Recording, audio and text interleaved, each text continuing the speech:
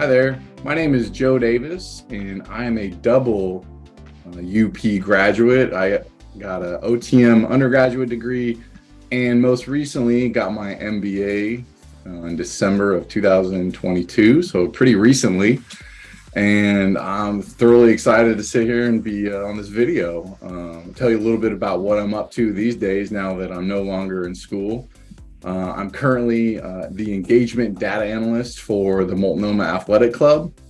I've been working there for the better part of the year after graduating with my MBA. Part of my job I get to capture data and work with all the different departments in the club, and I get to meet all kinds of people and all their different intricacies and with all the operations that they do, and I get to collect all this data and aggregate it and transform it and get to make predictions, and I get to offer advice, if you will, to the general manager and how they can make better decisions using their data.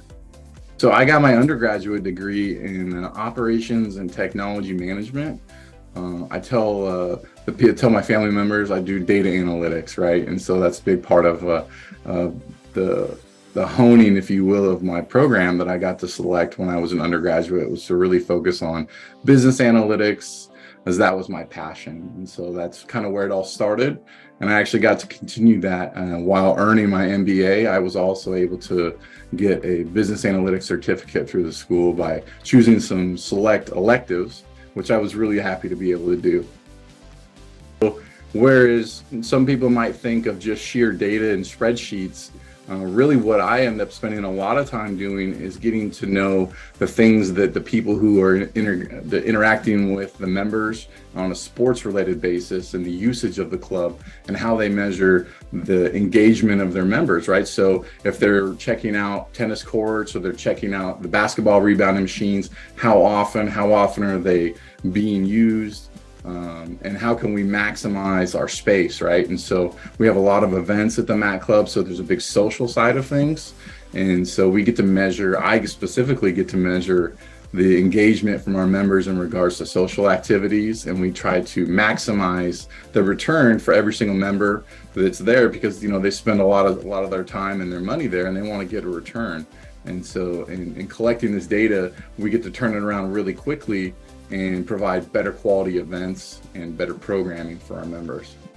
So I chose to get my MBA from the University of Portland Pamplin School because I was familiar. As an undergraduate who went to school there, I was familiar, right? So that's really great. But moreover, I was attuned to which professors and what classes that really intrigued me. I knew as an undergraduate that I wasn't able to take certain classes, and I put those on my bucket list. For if I go back and get my MBA, I want to make sure that I can take this class or that class, or I want to take classes from this professor.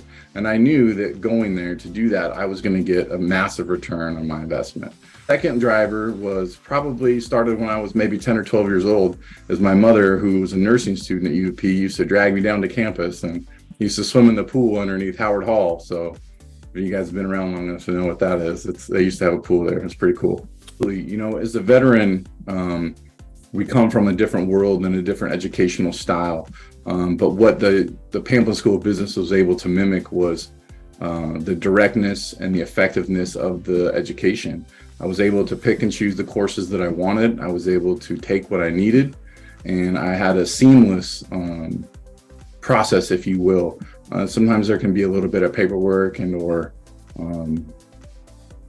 processes involved with using your GI Bill or your veteran benefits.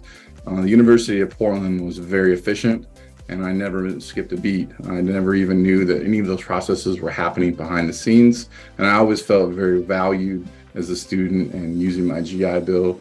And moreover, I was able to leverage a lot of my experiences and was tapped by professors to ask for insight or input on certain topics that I had learned through my travels as being a veteran. So my MBA has helped me immensely. I mean, first and foremost, it's made me more marketable, right? And so that's a big value. I think that's probably one of the most important values of getting an MBA, because why would anybody else want to do it, right? So I'm more marketable, so that's big thumbs up.